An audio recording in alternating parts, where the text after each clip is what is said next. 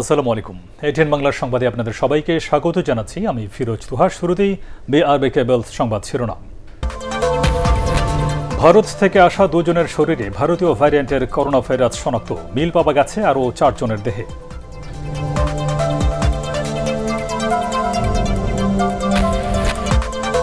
নিষেধাজ্ঞার পরও শিমুলিয়া, বাংলা বাজার ও পাটুরিয়া দৌলতদিয়া নৌ রুটে চলছে ফেরি, নদী পাড়ি দিচ্ছেন হাজারো মানুষ।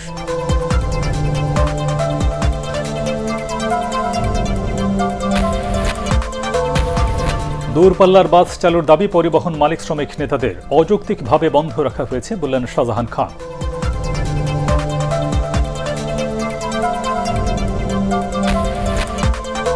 এবং মুক্তিযুদ্ধের স্মৃতি রক্ষায় সোহরাওয়ার্দী উদ্যানে 1000 গাছ লাগাবে সরকার।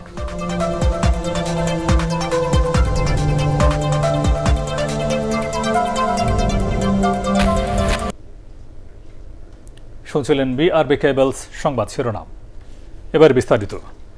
দেশে ভারতীয় ভ্যারিয়েন্টের করোনা ভাইরাস শনাক্ত হয়েছে। স্বাস্থ্য অধিদপ্তর জানিয়েছে, যশোরে কোয়ারেন্টাইনে থাকা ভারত ফেরত দুজনের মধ্যে মিলেছে এই ভাইরাস। এছাড়া আরও 4 জনের মধ্যে এই ভাইরাসের সাদৃশ্য পাওয়া গেছে। এদিকে সবশেষ 24 ঘন্টায় দেশে করোনায় মারা গেছেন 45 জন, জানাচ্ছেন মনির হোসেন তপু।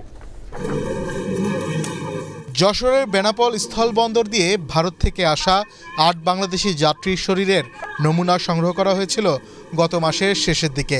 যশোর বিজ্ঞান ও প্রযুক্তি বিশ্ববিদ্যালয়ের জিনোম সেন্টারে করা পরীক্ষায় জানা যায়, তাদের মধ্যে 6 জনের শরীরে ভারতীয় ভেরিয়েন্টের করোনা ভাইরাসের অস্তিত্ব মিলেছে। আমাদের যে 2 জন, তাদের একজনের বয়স 40 আর একজনের বয়স 16, সুতরাং কম বয়সীদের মধ্যেও একটি সংক্রমণের সম্ভাবনা আছে। পরবর্তীতে একই ব্যক্তিদের নমুনা পরীক্ষা করে আইইডিসিআর। জানা যায়, ভারতীয় ভেরিয়েন্টের করোনার সাথে শতভাগ মিল পাওয়া গেছে 2 জনের শরীরে, আর 4 জনের নমুনার সাথেও এই ভাইরাসের মিল রয়েছে। যেই 6টির মধ্যে আসলে 4টি খুব ক্লোজ ইন্ডিয়ান ভ্যারিয়েন্টের মধ্যে, আর 2টি কনফার্ম। এবং যশোর বিজ্ঞান প্রযুক্তিও বিশ্ববিদ্যালয়, তারাও একই রকম রেজাল্ট পেয়েছে। ডাবল ভ্যারিয়েন্ট বা ট্রিপল ভ্যারিয়েন্ট, এগুলো তো হোল জেনোম সিকোয়েন্সিং না হলে এটা বলা যাবে না।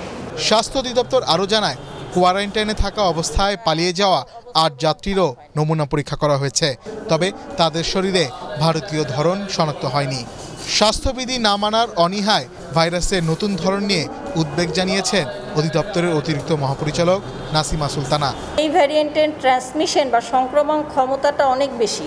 যারা তাদের সংস্পর্শে এসেছিল এরকম বা তাদের উপসর্গ আছে কিনা, সেই সব বিষয় নিয়ে এটা পরবর্তীতে বাড়তে পারে যদি আমরা না সতর্ক হই। এখন আসলে আমাদের খুবই হাই টাইম বলবো যে সবগুলো সতর্কতা মেনে চলা। এদিকে দেশে কমছে করোনার মৃত্যু ও শনাক্তের হার। গত 1 সপ্তাহের ব্যবধানে মৃত্যুর হার কমেছে 34% এবং শনাক্ত 36.52%। এখন যারা বাড়ি যাচ্ছে তাদের ভাবতে হবে যে সে শুধু আনন্দ করবার জন্যই বাড়িতে যাচ্ছে না, সে একটা ঝুঁকি হয়ে যাচ্ছে যে তার বাড়িতে যে মা আছে বা আত্মীয় স্বজন আছে তাদেরকে সে ইনফেক্টেড করতে পারে।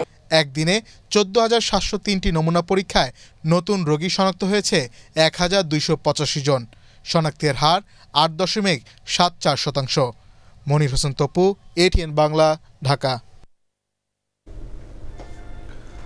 নিষেধাজ্ঞার পরও শিমুলিয়া, বাংলা বাজার ও পাটুরিয়া দৌলতদিয়া নৌ রুটে চলছে ফেরি। জরুরি যানবাহন পারাপারের সাথে নদী পাড়ি দিচ্ছেন হাজারো যাত্রী। প্রায় সারাদিনই 2 ঘাটেই ছিল ঘরমুখ মানুষের উপচে পড়া ভিড়। শিমুলিয়া ঘাট থেকে কয়েক ঘন্টার ব্যবধানে 3টি ফেরি ছাড়লেও আটকা পড়ে কয়েকশো ট্রাক ও পিকআপ ভ্যান। রিপোর্ট করছেন আদিন সজীব।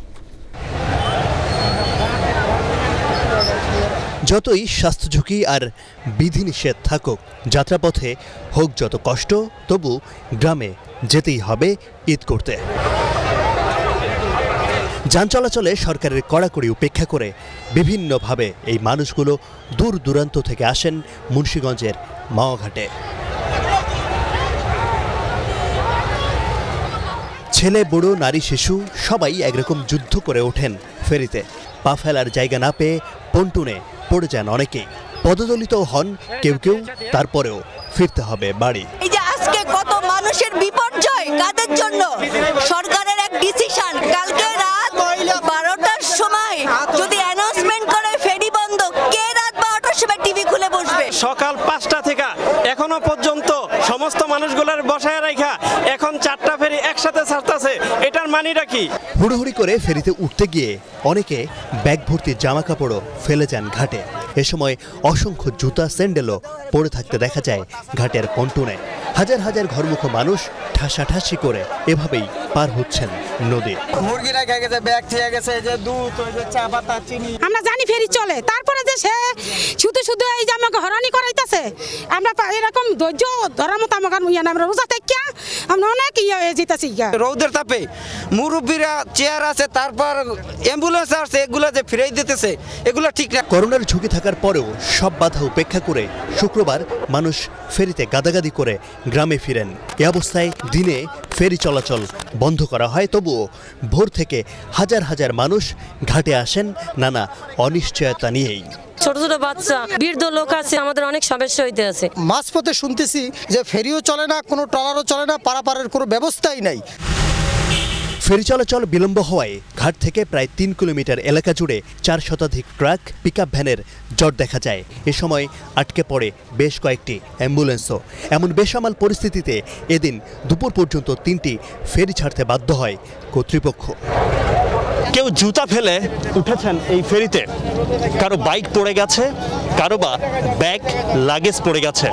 তবুও বাড়ি যাওয়ার জন্যে ফেরিতে যে যেভাবে পেরেছেন উঠেছেন। এই ফেরিতে এতটুকু ঠাঁই নেই অন্য কোনো মানুষের। যত জায়গা ছিল তার সবটুকু জায়গা পূর্ণ হয়ে মানুষ গেছেন বাড়িতে, যেখানে কোনো শারীরিক দূরত্ব নেই। মানুষ যেভাবে গেছে তাতে শঙ্কা থেকে যায়, না জানি এই করোনা আরও ভয়াবহ রূপ নেয় বাংলাদেশে। আব্দিন সজীব, এটিএন বাংলা, মাওঘাট। ঈদকে কেন্দ্র করে দূরপাল্লার বাস চালুর দাবি জানিয়েছেন পরিবহন মালিক শ্রমিক নেতারা। জয়পুর প্রেসক্লাবে যৌথ সংবাদ সম্মেলনে মালিক শ্রমিকদের ৩টি সংগঠনের নেতারা ৫ দফা দাবি তুলে ধরেন।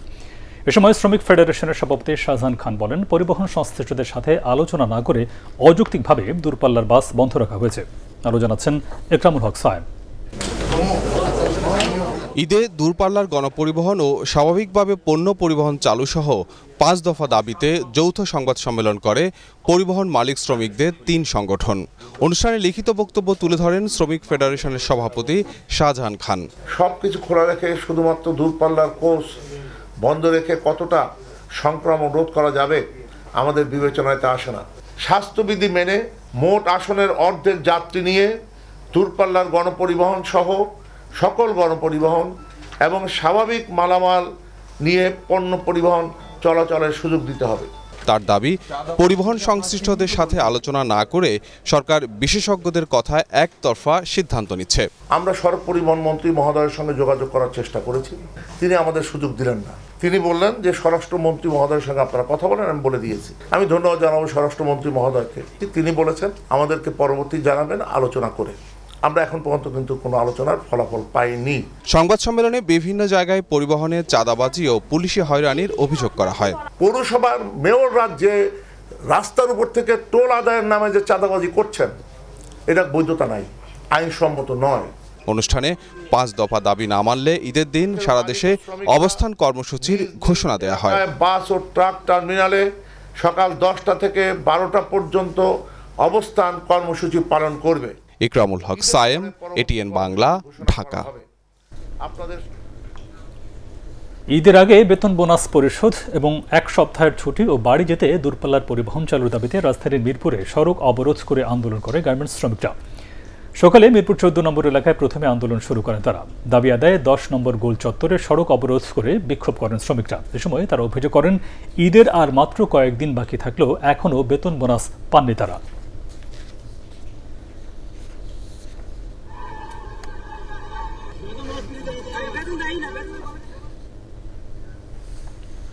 রাজধানীর বেশিরভাগ শপিং মল ও হোটেল রেস্তোরাঁ সরকারি নির্দেশনা মানছে না। নগরের বিভিন্ন মার্কেটে অভিযান চালিয়েও স্বাস্থ্যবিধি মানাতে পারছে না ভ্রাম্যমাণ আদালত। এসব মার্কেটে শারীরিক দূরত্ব না মেনেই চলছে কেনাকাটা। রিপোর্ট করছেন জেএম তসলিম। দোকান মালিক ও শ্রমিকদের আন্দোলনের পর স্বাস্থ্যবিধি মানার শর্তে শপিং মল ও দোকানপাট খুলে দেয় সরকার। তবে প্রথম থেকেই ক্রেতা বিক্রেতা সবার মধ্যেই ছিল স্বাস্থ্যবিধি না মানার প্রবণতা। এ বাস্তবতায় আইন প্রয়োগকারী একাধিক সংস্থা মাঠে নামে। স্বাস্থ্যবিধি না মানায় একাধিক দোকান ও শপিং মল বন্ধ করে দেয়া এবং জরিমানা করার পরও মানুষের মধ্যে কোনো পরিবর্তন দেখা যায়নি। শনিবার সকালে নিউ মার্কেট এলাকায় স্বাস্থ্যবিধি নিশ্চিত করতে অভিযান চালায় ঢাকা মহানগর পুলিশের ভ্রাম্যমাণ আদালত। এ সময় মাস্ক পরিধান না করায় অনেককেই গুনতে হয় জরিমানা। আমি সচেতন ছিলাম না, সেই জন্য আমি জরিমানা দিচ্ছি 300 টাকা মাস্ক পরে নেওয়ার জন্য। হোটেল রেস্তোরাঁয় বসে খাওয়ার উপর নিষেধাজ্ঞা থাকলেও এই দিন অনেককেই বসে খেতে দেখা গেছে। মার্কেট কর্তৃপক্ষকে এই বিষয়ে কোনো পদক্ষেপ নিতে দেখা যায়নি। এই দিন কয়েকটি খাবারের দোকানকে জরিমানা করে ভ্রাম্যমাণ আদালত। বসতিপূর্ণ একটা মার্কেট বলবো আমি, যে এখানে এত লোকজন আসে, সেখানে তারা বসে অনেক লোক একসাথে পাশাপাশি বসে খাবার খাচ্ছে। এই খাবারটা বাসায় নিয়ে খেলে হতো, এটা তাদের চরম অবহেলা। এজন্যই মূলত আমরা 3টি দোকানে 5, 3, 3 প্রায় 10,000 টাকা আমরা জরিমানা করলাম। ভ্রাম্যমাণ আদালত চলে যাওয়ার পর আবারও একই চিত্র দেখা যায় রেস্তোরাঁগুলোতে। দোকান বন্ধ করে দিচ্ছি আমরা অলরেডি। না না, ওরা ছিল আগে থেকে, ওরা খাবার শেষ করে চলে গেছে। আমাদের খাবার কি সরকার দিবে? খাবার আমার কাজ তো করে খাবো কি? করোনা ভাইরাসের সংক্রমণ নিয়ন্ত্রণে মার্কেটগুলোতে শতভাগ স্বাস্থ্যবিধি নিশ্চিত করতে আরও কার্যকর পদক্ষেপ নেওয়া উচিত বলে মনে করেন বিশেষজ্ঞরা। GM Taslim, ATN Bangla, Dhaka. মুক্তিযুদ্ধের স্মৃতি রক্ষায় সোহরাওয়ার্দী উদ্যানে 1000 গাছ লাগানোর ঘোষণা দিয়েছেন স্বাধীনতা স্তম্ভ নির্মাণের প্রকল্প পরিচালক হাবিবুল ইসলাম। এদিকে জাতির পিতা বঙ্গবন্ধু শেখ মুজিবুর রহমানের ঐতিহাসিক 7 মার্চের ভাষণ ও পাক হানাদার বাহিনীর আত্মসমর্পণ করার স্থান দর্শনীয় করে তোলার জন্য প্রকল্প নেওয়া হয়েছে বলে জানিয়েছেন আওয়ামী লীগ সাধারণ সম্পাদক ওবায়দুল কাদের।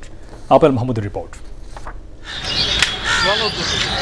সোহরাওয়ার্দী উদ্যানে স্বাধীনতা স্তম্ভ নির্মাণ প্রকল্পের 3য় পর্যায়ের উন্নয়ন কাজের নকশা অনুসারে হাঁটা পথ ও খাবারের দোকান সহ নানা স্থাপনা তৈরির জন্য ঠিকাদারি প্রতিষ্ঠান বেশ কয়েকটি গাছ কেটে ফেলে। প্রকল্প পরিচালক হাবিবুর রহমান জানান, আগামী বর্ষা মৌসুমে সেখানে প্রায় 1000 গাছ লাগানো হবে।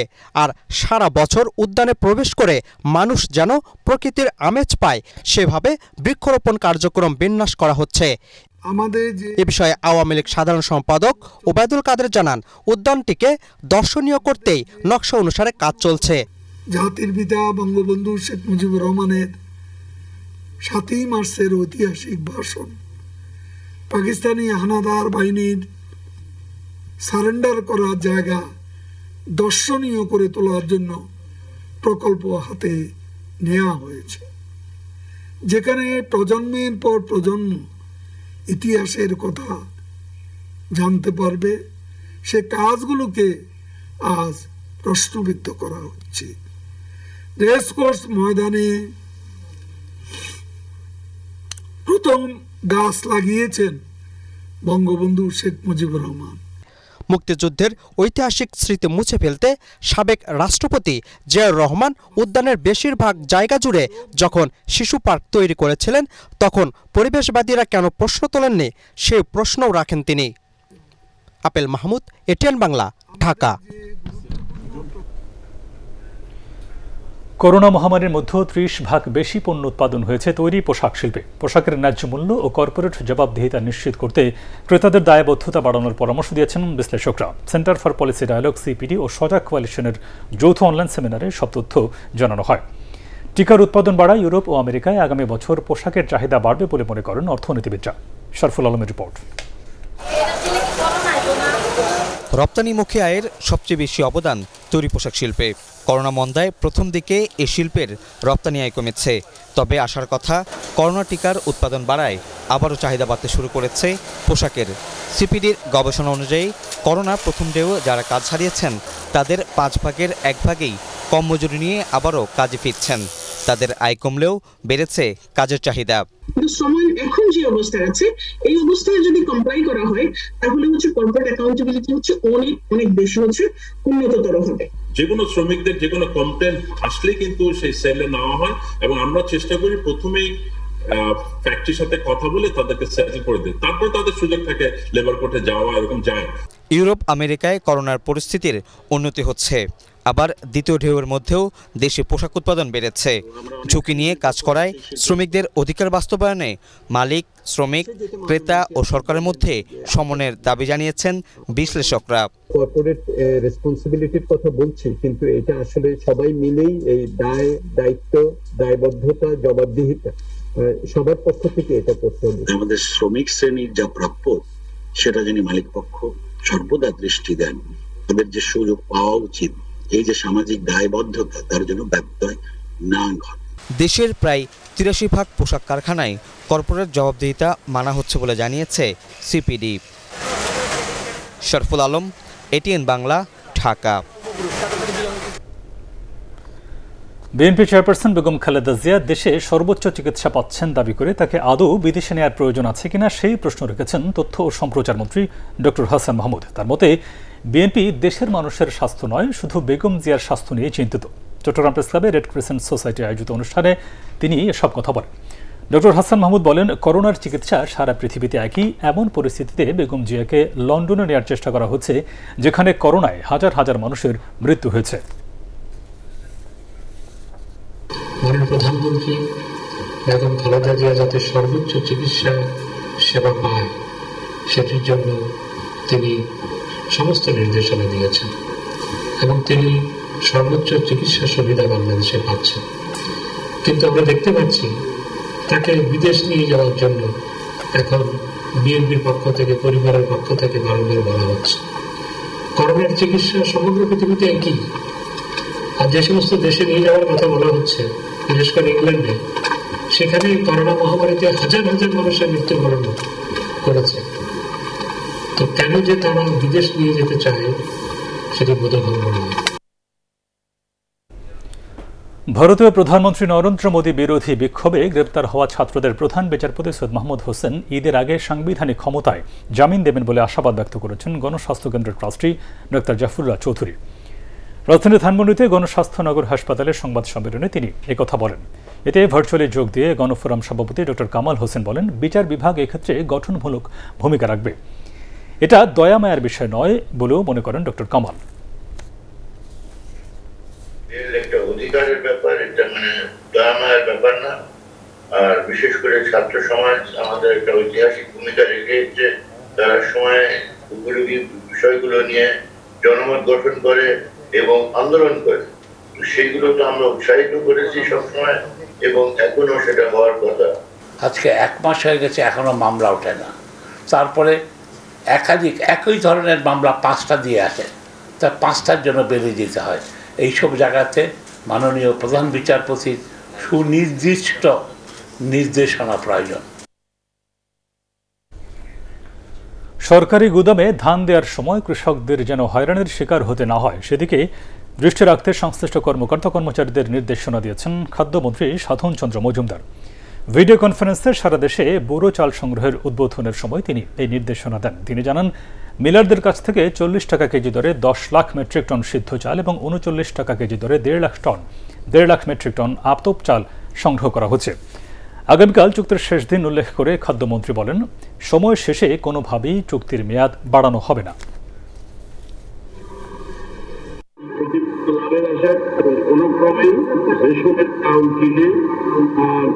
খাদ্যবান্ধবের চাউল কিনে বা ভিডিওর চাউল কিনে এইটা আবার গোডাউনে আনার চেষ্টা করবেন না, তাহলে আমরা কিন্তু আপনাদেরকে যতই ভালোবাসি না কেন সেই জায়গাতে ততই কঠোর হব এবং যে গোডাউন কিনবে, গোডাউনের ওসিলে কিনবে, সেই জায়গাতে আমরা আরো তত বেশি কঠোর হব আপনি মনে করেন। ভ্যাকসিনের সংকট থাকায় আজও অনেকেই টিকার দ্বিতীয় ডোজ নিতে পারেননি। যদিও সরকারের পক্ষ থেকে বলা হচ্ছে, প্রথম ডোজ নেওয়া সবার জন্য দ্বিতীয় ডোজ টিকার ব্যবস্থা করা হবে। সকালে রাজধানীর হোসেন শহীদ সোহরাওয়ার্দী হাসপাতালে করোনার দ্বিতীয় ডোজের টিকা নেন এটিএন বাংলার চেয়ারম্যান ডক্টর মাহফুজুর রহমান। হাসপাতালের পরিচালক জানান, চাহিদার তুলনায় টিকার স্বল্পতা থাকলেও সবাইকে দ্বিতীয় ডোজ দেওয়ার চেষ্টা করছেন তারা। রিপোর্ট করছেন শারমিন রিহা। প্রথম দিকে টিকা নিতে মানুষের মধ্যে আগ্রহ কম থাকলেও এখন সেই টিকার জন্যই রাজধানীর বিভিন্ন কেন্দ্রে ভিড় করছেন মানুষ।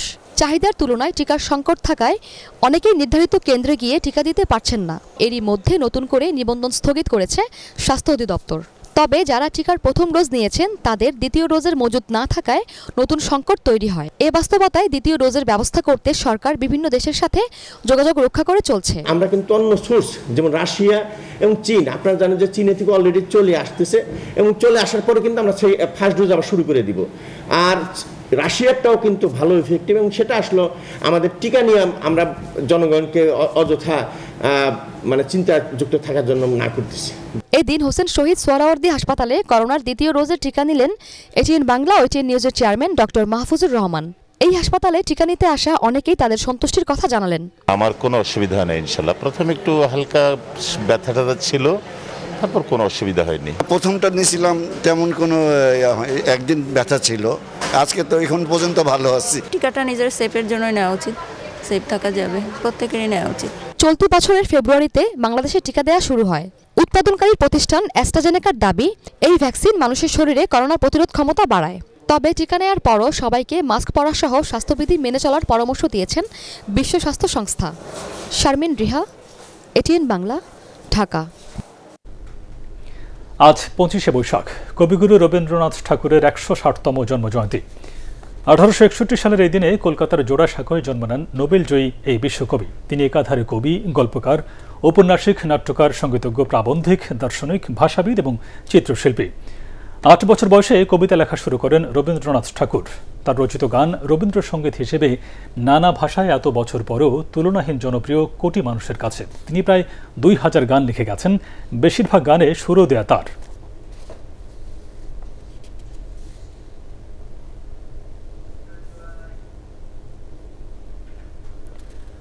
দেশে আবারও কৃষি বিপ্লব ঘটবে বলে মন্তব্য করেছেন কৃষিমন্ত্রী ডক্টর আব্দুর রাজ্জাক। টাঙ্গাইলের ধনবাড়ী উপজেলায় ব্রি 89 ও 92 জাতের ধান কাটা এবং কৃষক সমাবেশে তিনি এই মন্তব্য করেন।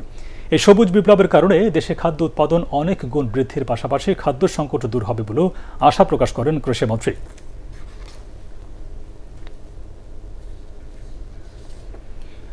নিরবচ্ছিন্ন বিদ্যুৎ সরবরাহ নিশ্চিত করতে সরকারি ও বেসরকারি বিদ্যুৎ উৎপাদন কোম্পানিগুলোকে সমন্বিতভাবে কাজ করার তাগিদ দিয়েছেন বিদ্যুৎ ও জ্বালানি প্রতিমন্ত্রী Nasrul Hamid Bipu. Forum for energy reporters Bangladesh আয়োজিত অনলাইন আলোচনায় তিনি এই তাগিদ দেন। বিদ্যুতের দাম কমানোর ক্ষেত্রে নতুন প্রযুক্তি ব্যবহার করে উৎপাদন সক্ষমতা বাড়াতে বিদ্যুৎ বিভাগকে সময় উপযোগী পদক্ষেপ নেওয়ার আহ্বান জানান জ্বালানি প্রতিমন্ত্রী। দুস্থদের মধ্যে ত্রাণ ও ঈদ উপহার সামগ্রী বিতরণ করেছে ঢাকা মহানগর উত্তর আওয়ামী লীগ। উপলক্ষে রাজধানীর বনানীতে আয়োজিত অনুষ্ঠানে আওয়ামী লীগ নেতাকর্মীদের আরও বেশি করে অসহায় মানুষের পাশে দাঁড়ানোর আহ্বান জানিয়েছেন দলের প্রেসিডিয়াম সদস্য জাহাঙ্গীর কবির নানক। এ সময় 2100 দুস্থ পরিবারের মধ্যে খাবার ও বস্ত্র বিতরণ করা হয়। ঢাকা মহানগর উত্তর আওয়ামী লীগ সভাপতি শেখ মুজিবুর রহমান, সাধারণ সম্পাদক SM মান্নান কোচি এ সময় উপস্থিত ছিলেন। দেশকে উন্নয়নের দিকে এগিয়ে নিয়ে যাওয়াই বর্তমান সরকারের মূল লক্ষ্য বলে মন্তব্য করেছেন দুর্যোগ ব্যবস্থাপনা ও ত্রাণ প্রতিমন্ত্রী ডক্টর এনামুর রহমান। পৌরসভায় প্রধানমন্ত্রীর উপহার হিসেবে হতদরিদ্রদের মধ্যে নগদ অর্থ বিতরণ অনুষ্ঠানে তিনি এই মন্তব্য করেন। প্রধানমন্ত্রী শেখ হাসিনার নির্দেশে আওয়ামী লীগের প্রতিটি সদস্য দেশের মানুষের ভাগ্য উন্নয়নে নিরলসভাবে কাজ করে যাচ্ছেন বলেও জানান ডক্টর এনাম। এবারে ই ভ্যালি ঈদ বাজার। দাম যাই হোক, আধুনিক রুচিসম্মত নকশার অভিজাত পোশাকের সম্ভার নিয়ে সেজেছে রাজধানীর বিভিন্ন মার্কেটের দোকানগুলো। হাল ফ্যাশনের পাশাপাশি পোশাকে বৈচিত্র্য রেখেছেন দোকানিরা, জানাচ্ছেন রাবেয়া আক্তার সুবর্ণা। চকচকে শোরুমের শোকেছে দৃষ্টিনন্দন শাড়ি, 3 পিস, লেহেঙ্গা সহ নতুন পোশাক কিনতে হুড়োহুড়ি ক্রেতাদের। বিশেষ কিছু পোশাকের প্রতি ক্রেতাদের আকর্ষণ বেশি। তবে এবারের ঈদে তরুণীদের চাহিদা সারারা, গারারা, গাউন ও লেহেঙ্গায়। একটা গাউন কিনছি, নিজের আগে থেকে পছন্দ করে আসছিলাম। দেখতে সুন্দর বেশি, আর এখন এরকমই ফ্যাশন চলতেছে। ছোটদের এবার বেশি আগ্রহ চকচকে গাউনের দিকে। তবে ক্রেতাদের বিদেশি পোশাকের চাহিদা এবার পূরণ করতে পারছে না দোকানিরা। গারারা এবং সারারা দুটোই চলতেছে। ট্রেডিশনাল শাড়িগুলো বেশি বিক্রি হচ্ছে। মিহি সুতায় হাতের কাজ করা শাড়ি বা 3 পিসের চাহিদা বেশ, তবে এগুলোর দাম আকাশ ছোঁয়া। আবার গরমের কারণে সুতি কাপড় কিনছেন অনেকে। ছেলেদের পাঞ্জাবির চাহিদাও প্রচুর। আমি আমার ফ্যামিলির জন্য কিছু কেনাকাটা করতে আসছি। আমার ড্রেস কিনছি অনেকগুলাই, লেহেঙ্গা কিনছি আমার জন্য, জুয়েলারিস কিনছি, হেয়ার ব্যান্ড কিনছি। মুরব্বীদের জন্য কেনাকাটা করছি। গণপরিবহন চালু হয় হতাশা কেটেছে বিক্রেতাদের। ক্রেতা সমাগম বেশি, বেচা কিনাও ভালো বললেন দোকানিরা। তবে করোনাকালে মার্কেটে আসা ক্রেতা বিক্রেতাদের মুখে মাস্ক থাকলেও দূরত্ব বজায় রাখতে দেখা যায়নি অনেককেই। রাবেয়া আক্তার সুবর্ণা, এটিএন বাংলা, ঢাকা। আল আরাফা ইসলামী ব্যাংক অর্থ সংবাদ।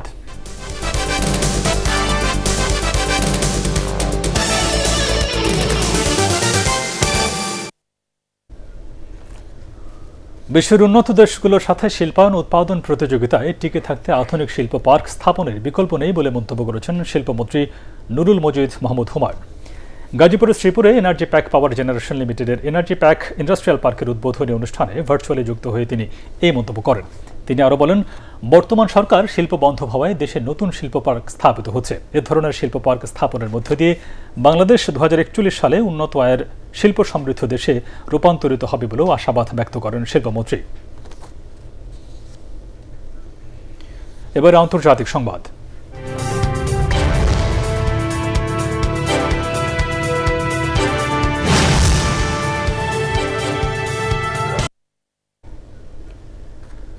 ভারতে করোনায় আক্রান্ত হয়ে একদিনে রেকর্ড সংখ্যক 4147 জনের মৃত্যু হয়েছে। নতুন শনাক্ত 4,01,078 জন। সব মিলিয়ে প্রতিবেশী দেশটিতে করোনায় মারা গেছে 1,38,000-এরও বেশি মানুষ। আক্রান্ত প্রায় 2,19 লাখ। পরিস্থিতি মোকাবিলায় সারা দেশে লকডাউন জারির তাগিদ বাড়তে থাকলেও তাতে ছাড়া নেই ভারতীয় প্রধানমন্ত্রী নরেন্দ্র মোদী। বরকতুল্লাহ সুজন জানাচ্ছেন বিস্তারিত। ভারতে মরদেহের সৎকার এখন হিসেবের বাইরে। যারা সেই দাহ কাজে নিয়োজিত তাদের অভিযোগ, সরকারিভাবে মৃতদের যে হিসেব চিতায় পোড়ানো হচ্ছে এর চেয়ে অনেক বেশি। মরদেহ নিয়ে রীতিমতো হিমশিম খাচ্ছে সবাই। জায়গা সংকটে ব্যবহার করা হচ্ছে কার পার্কিং এবং পার্ক।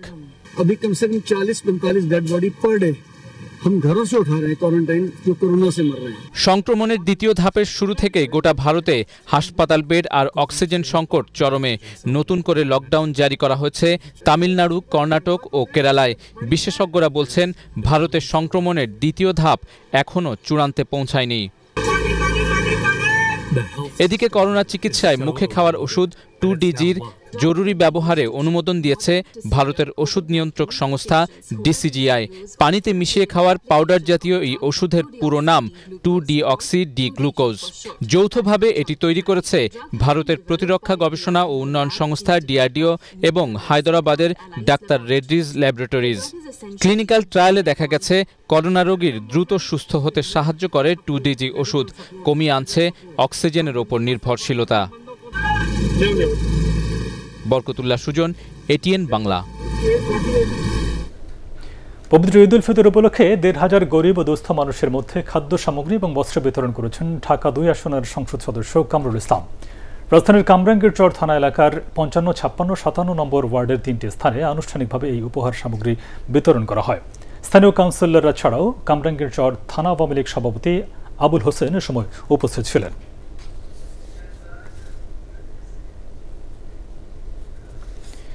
এবারে পার্টেক্স খেলার খবর।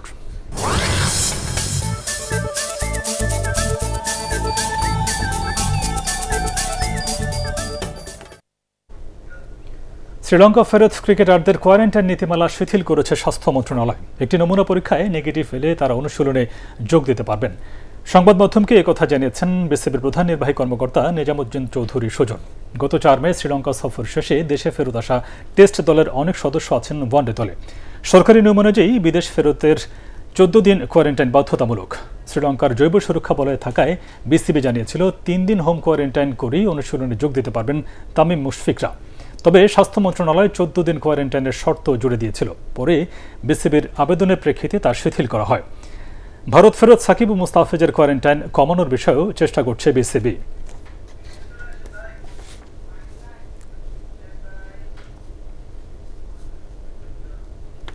শেষ করার আগে বিআরবি কেবলস সংবাদ শিরোনাম আরও একবার।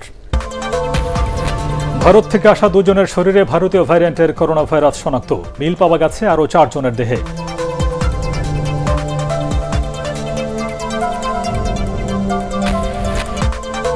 নিষেধাজ্ঞার পরও শিমুলিয়া, বাংলা বাজার ও পাটুরিয়া দৌলতদিয়া নৌ রুটে চলছে ফেরি। নদী পাড়ি দিচ্ছেন হাজারো মানুষ।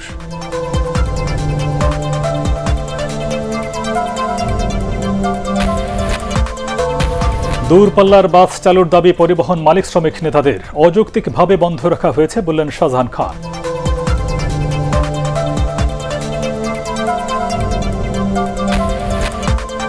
এবং মুক্তিযুদ্ধের স্মৃতি রক্ষায় সোহরাওয়ার্দী উদ্যানে 1000 গাছ লাগাবে সরকার।